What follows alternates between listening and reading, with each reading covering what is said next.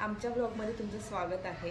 1 महिन्या अगोदर आम्ही व्हिडिओ एक शूट केला होता, तो अपलोड केल्यानंतर आम्हाला काही म्हणजे रिस्पॉन्स आले की हिंदी ब्लॉग म्हणजे हिंदी बरोबर बोलत नाही आहे ते वगैरे वगैरे। त्यासाठी आज हा ब्लॉग मराठीत असणार आहे। पण आज ब्लॉग का आहे हा तुम्हाला प्रश्न पडला असेल, तर आज असा ब्लॉग आहे की आज आम्ही जिकडे राहतो आमच्या बाजूचे जे म्हणजे जी एक आंटी आहे त्यांना पुरणपोळी खायची होती, तर ते पुरणपोळी कशी मी तयार करते आहे ते आज तुम्हाला बघायला भेटेल।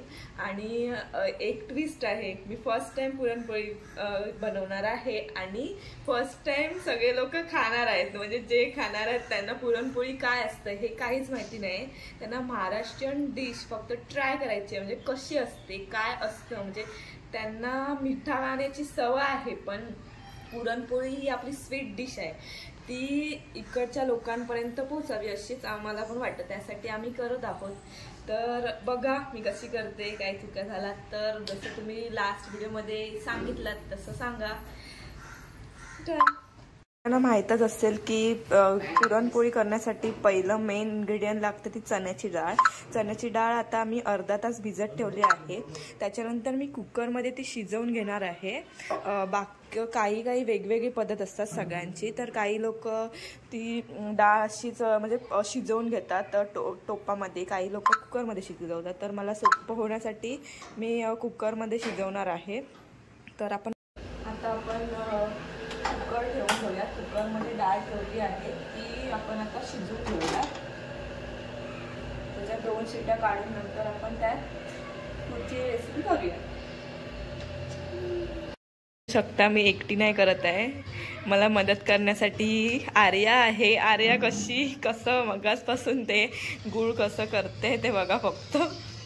आर्या मधून शिट्ट्या झालेल्या आहेत, त्या आता त्यात गूळ आणि ही चण्याची डाळ आहे ती आता आपण शिजवणार आहोत। परत ते एकदम आपल्याला ते स्मॅश करायची आहे, त्यासाठी ती एकदम शिजायला हवी, त्यासाठी मी आता हे कुकरमधून दुसऱ्या भांड्यामध्ये घेत आहे।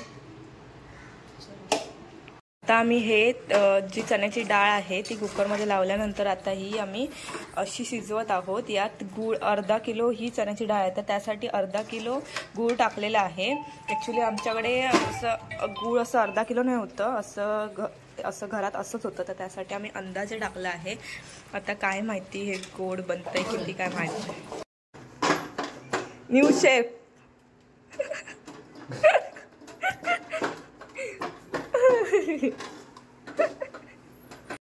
आता आपण बघू शकता मगाशी ते हे सारण आहे पुरणपोळीसाठी लागणारं ते कसं होतं आणि आता हे कसं झालेलं आहे। ते एकदम शिजवून घेतल्यामुळे ते एकदम एकत्र ते गूळ आणि जे चण्याची डाळ होती ती एकत्र झाली आहे। तर आता त्याच्यानंतर आता आपण थोड्या वेळासाठी ठेवूया थंड होण्यासाठी। त्याच्यानंतर मग मैदा ते पोळी करण्यासाठी मैद्याचं पीठ आपण मळून घेऊया। उसको क्या बोलते पता है? मैदा।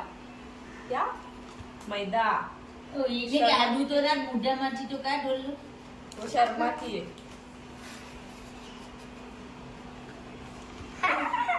ये ना ये दो दादा है ना, ये इसमें घर में जो आंटी है ये भांजी है। आगे हाँ डाल थोड़ा डाल, बस इसका ना सॉफ्ट होना चाहिए। आप रोटला खाते हैं ना, रोटला कैसे हाथ में करते हैं वैसा ही होता है, लेकिन ये सिर्फ मैदा होता है, समझा? आता मी हे जे सगळं बनलेलं आहे ते आता आम्ही पुरण एकदम बारीक करत आहोत। तर त्यासाठी आम्ही चाळण घेतलेली आहे आणि बघू शकता त्याच्यानंतर कसं होतं, एकदम असं बारीक बनणार आहे। ते आता करत आहोत, आम्ही सकाळी करायला घेतलो आणि आता बघा किती वाजले, 1 वाजला आहे। आम्ही लाटत आहोत, आपण बघू शकता अशा प्रकारे माझी गोल गोल रोटी आलेली आहे। आता आपण ती भाजणार आहोत। क्यों रही है बघू शकता, आप देख सकते हो, ये देखो ये है ना, ये दादा है, ये बोल रहा है कि ये मैं नक्शा किया। ये नक्शा दिख रहा है, कहाँ से दिख रहा है? ये शायद गुजरात का नक्शा होगा इनका। अब देखते हैं हाँ इसका नक्शा कुछ क्या आता है।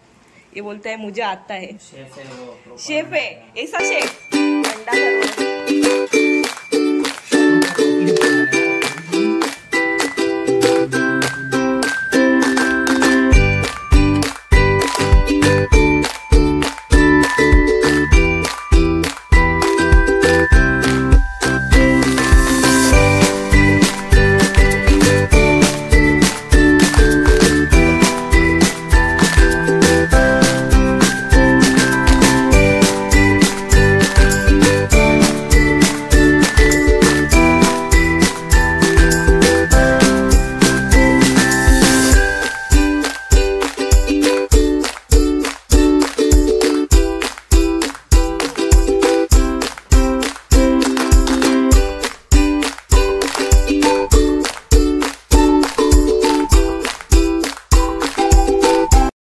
अशा प्रकारे आमचे पुरणपोळी झालेले आहेत.